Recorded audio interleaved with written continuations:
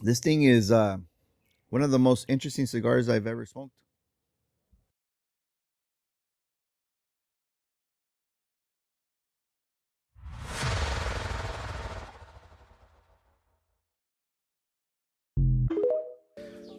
What's going on, everybody? Welcome back to the channel. Today I'm going to be smoking and reviewing this cigar called La Estancia. It is a cigar that's very unique. It's made by the Meerapfel family. This one here in particular is a 5.5 by 52 ring gauge cigar, and it was gifted to me by my buddy Mark, aka Art House. And this is a re-release of La Estancia. The original one was released in 2014 by the Meerapfel family. This one was released in 2018, and it includes 3 different Vitolas, the 52 being one of them, a 56 and a 60. So yeah, let me go ahead and get into the first third, and I'll be back for my first update. Welcome back. I'm at the end of the first third of this Estancia, and the burn line is a little bit wavy, but it's still serviceable. Nice stacked ash. And yeah, man, this cigar is pretty interesting. So here at the startup, right off the bat, I got a real musty leather note on the palate. Then combining with that is a tangy citrus slash tamarind note. Very tangy. And on the finish, something that seems to resemble like a light roast coffee. And it's just lingering on the palate. It's a wisp finish, not very lingering. The retro started with like pretty much none. So like 0. And then within the first third, went up to like medium minus 3 to 4 clicks out of 10, then decreased to like 2 to 3 clicks out of 10. So very mild. And the main notes I'm picking up on the retro is a very creamy latte, citrus, and spice in the form of a cinnamon and nutmeg. And that's pretty much it.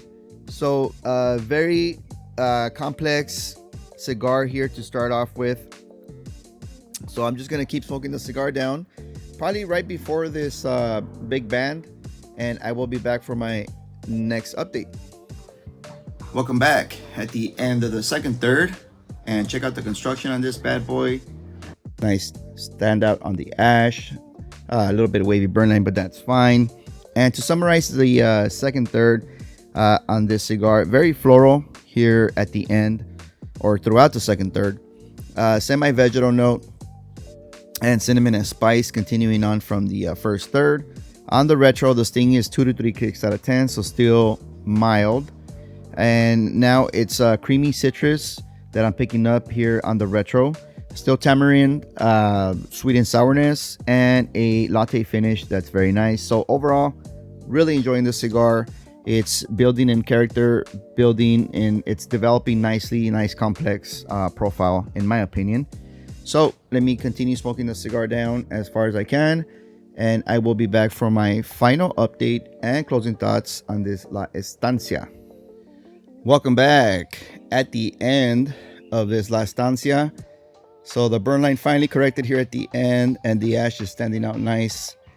Still getting that dark ash. But as far as the profile here in the last third, so that leather note that I picked up in the beginning came back, along with a very bright cedar on the palate. Still semi-vegetal, and now a smoked nuttiness coming through as a creamy sweet note. So very nice. On the retro, still that creamy citrus note, but in a lighter version. Floral oak is dominating now on the retro hail, and getting some type of spice. I would say it's like a mix of that cinnamon, and now with a little bit like of a black pepper spice, because it's like 5 to 6 clicks out of 10. The citrus component might be, also contributing to that spice on the retro, and then latte finish as well. So overall, the cigar is very interesting. If there's any Cuban tobacco in here, I would compare it to, let's say, a Monte Cristo, a Partagas, or a Joyo de Monterrey type of profile, and some of the Bolivar, let's say Gran Coronas or Belicosos Finos, because those are really citrus, honey sweet for me. So something like that. The cigar's been burning for an hour and 40 minutes, and I still have a little bit more left. So gonna finish that off camera. And the price point on this cigar is not cheap at all. It's 30 something dollars. They come in a box of 10. There's also singles available. I mean, if you can find them, right?